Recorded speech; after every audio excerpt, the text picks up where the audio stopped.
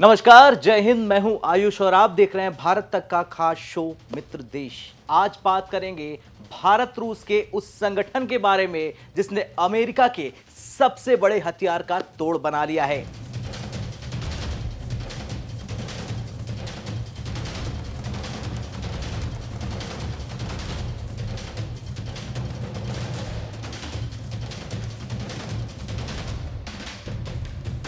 दरअसल दुनिया की अर्थव्यवस्था में इस वक्त भयंकर भूकंप जैसा तूफान आ चुका है। दावे किए जा रहे हैं कि ब्रिक्स ने यूनिट नाम का गोल्ड बैक सेटलमेंट सिस्टम सामने लाकर डॉलर को बाय बाय करने का फैसला कर लिया है। अब क्या सच में डॉलर की शक्ति खत्म होने वाली है? क्या भारत, रूस और दूसरे ब्रिक्स देश अब पूरी तरह डॉलर का बाजा बजाने वाले हैं? तो चलिए आज हम खोलेंगे इस कहानी का हर पहलू और ये समझने की कोशिश करेंगे कि आखिर क्यों करेंसी की दुनिया में हलचल मची हुई है और क्यों दिग्गज निवेशकों के बीच एक बार फिर डॉलर और ब्रिक्स मुद्रा को लेकर बहस छिड़ गई है। दरअसल इस खबर में सबसे बड़ा नाम सामने आ रहा जो काफी चर्चित है, जो शुरू होता है ब्रिक्स से और उसके कथित नए आर्थिक साधन यूनिट पर, जिसे कुछ लोग डॉलर का अंत कह रहे हैं। लेकिन क्या वाकई डॉलर खतरे में है या ये सिर्फ एक अफवाह है? आइए जानते हैं विस्तार से।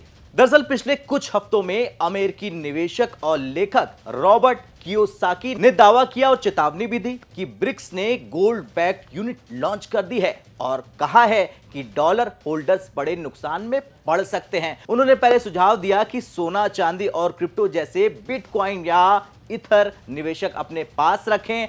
अब इस पूरे पोस्ट का आधार समझने के लिए सबसे पहले ब्रिक्स को समझ लीजिए। दरअसल ब्रिक्स कोई छोटा मोटा क्लब नहीं है, बल्कि दुनिया की सबसे तेजी से बढ़ती अर्थव्यवस्थाओं का एक बड़ा समूह है। ब्राजील की प्राकृतिक संपदा, रूस का तेल और गैस, भारत की टेक क्रांति, चीन का मैन्युफैक्चरिंग साम्राज्य और दक्षिण अफ्रीका के मिनरल रिजर्व, ये 5 देश मिलकर ग्लोबल जीडीपी का 30% से ज्यादा नियंत्रित करते हैं। साल 2023 में यह समूह और भी बड़ा हो गया जब अर्जेंटीना और ब्रिक्स, इथियोपिया, ईरान, सऊदी अरब और यूएई जैसे देश इससे जुड़ गए। अब कुल मिलाकर 11 फुल मेंबर और 22 पार्टनर देश ब्रिक्स से जुड़ चुके हैं। अब आते हैं उस खबर पर जिसमें यह दावा किया जा रहा कि ब्रिक्स का नया हथियार है यूनिट, यूएनआईटी, एक ऐसा पेमेंट सिस्टम जिसे गोल्ड बैक बताया जा रहा। हालिया रिपोर्ट्स के मुताबिक ब्रिक्स ने 5 दिसंबर 2025 को इसे ऑफिशियली लॉन्च कर दिया। यह कोई सामान्य करेंसी नहीं है दोस्तों, बल्कि एक सेटलमेंट इंस्ट्रूमेंट है जो क्रॉस बॉर्डर ट्रेड को डॉलर फ्री बना सकता है। इसकी वैल्यू फॉर्मूला कुछ ऐसा बताया जा रहा है। 40% हिस्सा फिजिकल गोल्ड वेट पर आधारित है, प्राइस पर नहीं है। 60% हिस्सा ब्रिक्स देशों की लोकल करेंसीज के बास्केट पर है। मतलब यह है कि अगर गोल्ड की वैल्यू बढ़ गई तो यूएनआईटी यूनिट की वैल्यू भी बढ़ जाएगी। यह शंघाई स्थित न्यू डेवलपमेंट बैंक यानी एनडीबी से जारी होगी। अब ब्रिक्स एनालिस्ट का कहना है कि ये डॉलर की वेपनाइजेशन का सीधा और माकूल जवाब है। अब ट्रेड गोल्ड, प्लेटिनियम और रेयर अर्थ मिनरल में हो सकेगा, वेस्टर्न कंट्रोल से पूरी तरह से हटकर। और रूस के राष्ट्रपति व्लादिमीर पुतिन ने हाल ही में भारत दौरे पर प्रधानमंत्री नरेंद्र मोदी से मुलाकात की थी और वहां पर कहा था कि हम डॉलर को रिजेक्ट तो नहीं कर रहे हैं, लेकिन एक वैकल्पिक रास्ता बनाना बेहद जरूरी है। यानी कहीं ना कहीं डी-डॉलराइजेशन का सीधा और बड़ा संकेत पुतिन ने दिया है। अब बात करते हैं रॉबर्ट कियोसाकी के उस पोस्ट की जिसने करेंसी वर्ल्ड में भूकंप, हलचल मचा दी। उन्होंने साफ लिखा कि stand by, stay awake, stay turn in, do not be a loser. उसका मतलब यह है कि डॉलर सेवर्स को बड़ा नुकसान हो सकता है। उनके मुताबिक अगर आप डॉलर होल्ड कर रहे हैं तो हाइपर इन्फ्लेशन आपको वाइप आउट कर देगा। क्यों?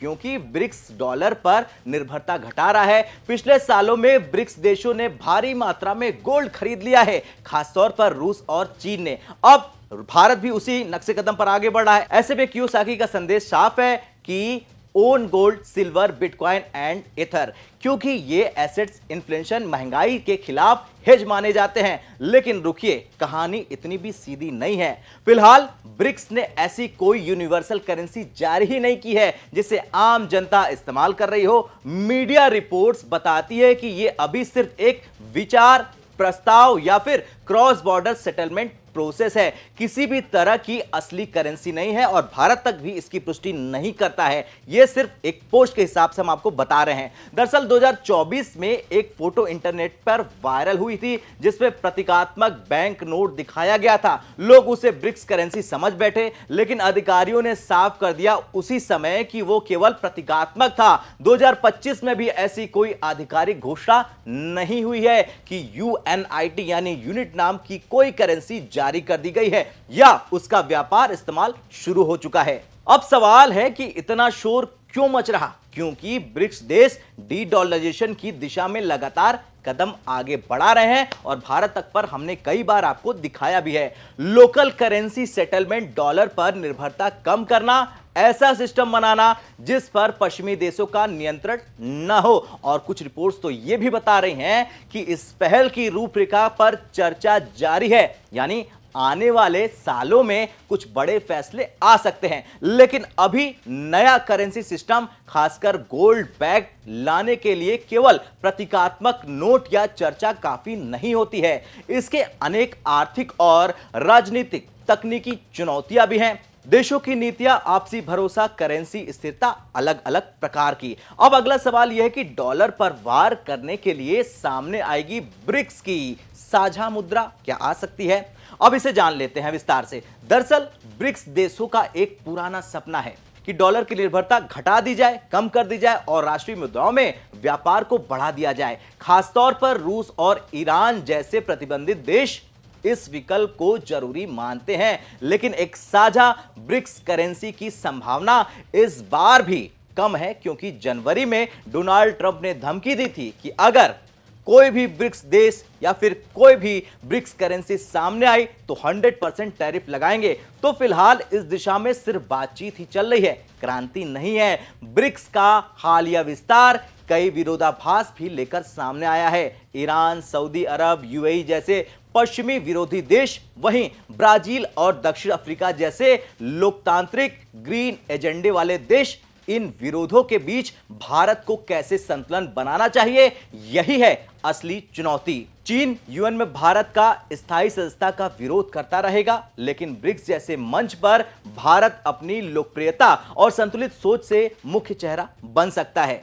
तो कुल मिलाकर निष्कर्ष क्या निकलता है? निष्कर्ष ये निकलता है कि आज यूएनआईटी को लेकर जो चर्चा है वो संभावनाओं और अफवाहों का मिश्रण है। अगर ब्रिक्स सच में गोल्ड बैक्ड या फिर डिजिटल यूएनआईटी यूनिट लाता है तो डॉलर पर असर पड़ सकता है, लेकिन फिलहाल डॉलर पूरी तरह से जिंदा है। आने वाले समय में 3 संभावित परिदृश्य सामने आ सकते हैं। ब्रिक्स सिर्फ लोकल करेंसी सेटलमेंट बढ़ाता रहेगा, डॉलर की भूमिका घटेगी, खत्म नहीं हो सकती है। असली गोल्ड बैक्ड या डिजिटल यूनिट लॉन्च हुआ, डॉलर कमजोर पड़ जाएगा। यानी अमेरिका और पश्चिमी नीतियां मजबूत रही हैं, डॉलर प्रमुख बना रहेगा। अब आपकी क्या राय है? क्या ब्रिक्स को कोई नई करेंसी ला देनी चाहिए या सिर्फ क्रॉस बॉर्डर सेटलमेंट सिस्टम ही आगे बढ़ना चाहिए? आपका जो कुछ सुझाव हो कमेंट कर कर जरूर बताएं। आपको इस खबर में क्या कुछ लगता है वो भी जरूर बताएं। कल मिलते हैं फिर से मित्र देश के एक और एपिसोड में। तब तक के लिए जय हिंद, जय भारत।